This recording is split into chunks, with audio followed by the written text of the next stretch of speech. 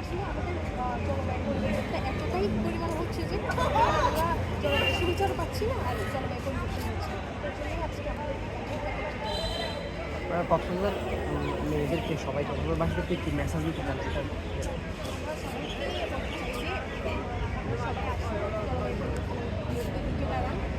যেখানে জলবায়ু পরিবর্তন হচ্ছে, যেখানে জলবায়ু বিপর্যয় ঘটতেছে, আপনারা সবাই একসাথে রুখে দাঁড়ান।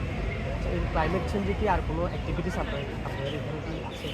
অ্যাক্টিভিটি দেখতে পাচ্ছেন? হচ্ছে আমরা ট্রেনিং প্রোগ্রাম করছি, হচ্ছে এখানে আসছে আজকে হচ্ছে সবাইকে হচ্ছে ট্রেনিং বের করে সবাইকে ইয়ে করার জন্য।